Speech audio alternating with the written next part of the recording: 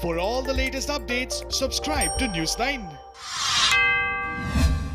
India's benchmark stock index Sensex 30 ended Monday in the red. It closed at 34,962 points, down 210 points. Investors continue to be jittery over the spectre of rising number of virus cases, not just in India, but even in the US. Possibility of a second wave continues to be a big overhang for the investor.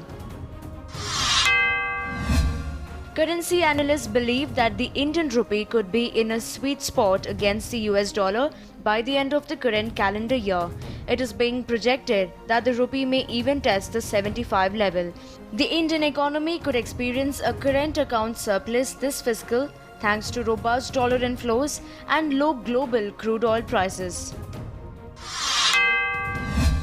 A small cap stock, Andhra Paper, has caught the fancy of many investors.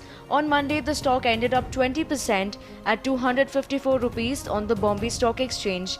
Investors have taken a liking for the stock after ace investor R.K. Damani recently bought 5 lakh shares in the Hyderabad-based company. Shares of IDBI Bank ended Monday at 41 rupees 75 paise on the BSE. It closed the day up 5% after it announced the decision to pare its stake in the life insurance venture IDBI Federal Life Insurance. The bank, which is owned by LIC, intends to raise 595 crore rupees from the stake sale.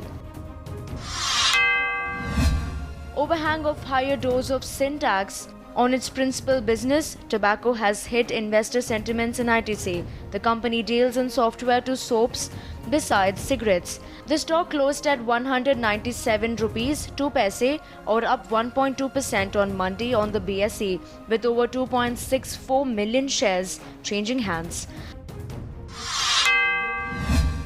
Aluminium producer Nalco has seen its net profits for March 2020 quarter slip to 103 crore rupees against 234 crore rupees reported in the comparable quarter in 2019. During 2019-20, aluminium prices on the LME declined from $2,035 per ton to $1,749 per ton, translating to a 14% decline, which hit the net profits. Investors were seen lapping up shares of Vodafone Idea, which is due to release its March 2020 financial results on Tuesday. Average revenue per user, or ARPU, in the March 2020 quarter is expected to rise 15% year-on-year and touch 120 rupees. Vodafone Idea is one of the 4 telecom operators in the country.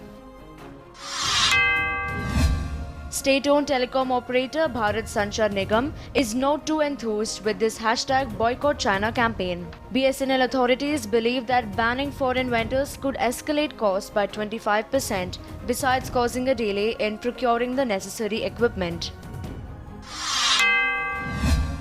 China's Purchasing Manager Index, or PMI, is due to be released on Tuesday. It is expected to come in at 50.4 in June against 50.6 in May 2020.